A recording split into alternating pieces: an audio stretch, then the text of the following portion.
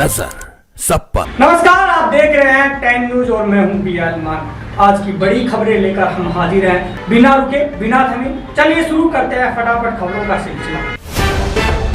PM Modi ने सोमनाथ मंदिर पर गजनवी के आक्रमण के 1000 साल पूरे होने पर लेख लिखा। उन्होंने कहा कि सोमनाथ विध्वंस नहीं बल्कि भारत के स्वाभिमान की गाथा है। पीएम ने कहा कि आक्रमणकारी मिट गए लेकिन भारत की आस्था और संस्कृति आज भी अड़ी खड़ी है। रक्षा मंत्री राजनाथ सिंह ने गोवा शिपयार्ड में तटरक्षक जहाज समुद्र प्रताप को कमीशन किया। 60% स्वदेशी सामग्री से बना यह जहाज हिंद महासागर में भारत की समुद्री सुरक्षा को मजबूत करेगा।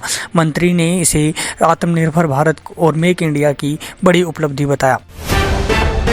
सोमवार तड़के असम और त्रिपुरा में तेज भूकंप के झटके महसूस किए गए। हालांकि किसी जान माल के नुकसान की खबर नहीं है। हाल के दिनों में लगातार बढ़ती भूकंपीय घटनाओं ने लोगों की चिंता बढ़ा दी है। प्रशासन हालात पर नजर बनाए हुए हैं। भारतीय सेना ने आधुनिक युद्ध के लिए 1 लाख से अधिक ड्रोन ऑपरेटर्स की फोर्स तैयार की है। नवगठित भैरव विशेष बल ड्रोन से दुश्मन के ठिकानों पर सटीक हमले में सक्षम होगा। यह कदम भविष्य के युद्धों में भारत की ताकत को कई गुना बढ़ाएगा।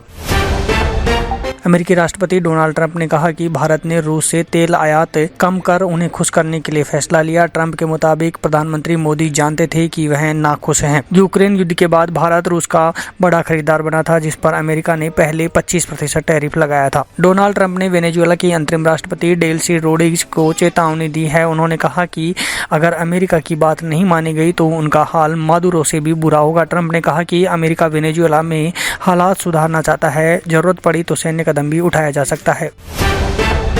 वेनेजुएला में अमेरिकी कार्रवाई के बाद मादुरो के बेटे का ऑडियो सामने आया। उन्होंने कहा कि इतिहास बताएगा गद्दार कौन है। उन्होंने समर्थकों से सड़कों पर उतरने की अपील भी की है। अमेरिकी सेना द्वारा मादुरो की गिरफ्तारी के बाद देश में डर और अस्थिरता का माहौल बना हुआ है। डोनाल्ड ट्रंप ने कहा कि अमेरिका को राष्ट्रीय सुरक्षा के लिए ग्रीनलैंड की जरूरत है। उन्होंने रूस और चीन का जिक्र करते हुए आर्कटिक क्षेत्र में बढ़ते खतरे की बात कही। वेनेजुएला कार्रवाई के बाद ट्रंप के इस बयान से वैश्विक राजनीति में हलचल तेज हो गई है। वेनेजुएला को संभालने के ट्रंप के बयान पर विदेश मंत्री मार्को रूबियो ने सफाई दी है। उन्होंने कहा कि अमेरिका सीधे शासन नहीं करेगा बल्कि दबाव की रणनीति अपनाएगा। मादुरो की गिरफ्तारी के बाद अमेरिका वेनेजुएला तनाव और गहरा गया है। सुप्रीम कोर्ट ने दिल्ली दंगों के आरोपी उमर खालिद और शर्जील इमाम को जमानत देने से इनकार कर दिया है। कोर्ट ने 1 साल तक दोबारा अपील पर रोक लगाई। हालांकि 5 अन्य आरोपियों को सख्त शर्तों के साथ राहत मिली। कोर्ट ने कहा कि यूएपीए में जमानत की शर्तें अलग हैं।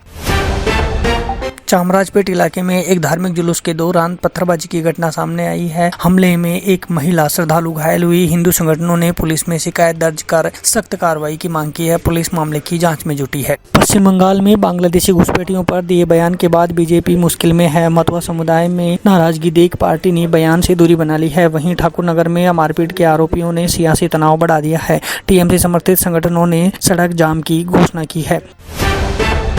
दिल्ली सरकार ने ह्यूमन रेबीज को नोटिफाइबल डिजीज घोषित किया है। अब हर केस की जानकारी स्वास्थ्य विभाग को देनी होगी। 2025 में दिल्ली में 35,000 से ज्यादा डॉग बाइट के मामले सामने आए थे। सरकार का कहना है कि समय पर रिपोर्टिंग से रेबीज से मौतें रोकी जा सकेंगी। उड़ीसा के पुरी में 24 देशों के जगन्नाथ भक्तों ने वैश्विक सम्मेलन में हिस्सा लिया। सम्मेलन में इस्कॉन द्वारा विदेशों में असमय रथ यात्रा पर आपत्ति जताई। शंकराचार्य और गजपति महाराजा ने शास्त्रों के अनुसार आषाढ़ शुक्ल द्वितीया को ही रथ यात्रा करने पर जोर दिया। गुजरात के गांधीनगर में टाइफाइड के 113 मामले सामने आए हैं। पानी की पाइपलाइन लीकेज को वजह माना जा रहा है। गृह मंत्री अमित शाह ने हालात पर सख्त रुख अपनाते हुए अधिकारियों को युद्ध स्तर पर कार्रवाई और पाइपलाइन की तुरंत मरम्मत के निर्देश दिए हैं। मध्य प्रदेश में सीजन का सबसे घना कोहरा दर्ज किया गया। 19 जिलों में स्कूल बंद है। भोपाल में विजिबिलिटी 20 मीटर से भी कम रही। यूपी के आगरा और मुजफ्फरनगर में कोहरे के कारण सड़क हादसों में 5 लोगों की मौत हो गई। मौसम विभाग ने ठंड के और बढ़ने की चेतावनी दी है। राजस्थान रॉयल्स की कप्तानी को लेकर चर्चाएं तेज हो गई हैं। फ्रेंचाइजी के सोशल मीडिया पोस्ट के बाद रविंद्र जडेजा का नाम सबसे आगे चल रहा है। संजू सैमसन के बाद टीम की कमान किसे मिलेगी, इस पर सस्पेंस बना हुआ है। हेमा मालिनी के पति धर्मेंद्र के निधन पर पहली बार हेमा मालिनी ने पति धर्मेंद्र के निधन पर पहली बार खुलकर बात की। उन्होंने कहा कि उन्हें टूटते देखना बेहद मुश्किल था। परिवार को उम्मीद थी कि वह ठीक होकर लौटेंगे। हेमा ने कहा कि यह निजी दुख है और प्रेयर मीट को लेकर उठे सवालों पर सफाई देने की जरूरत नहीं।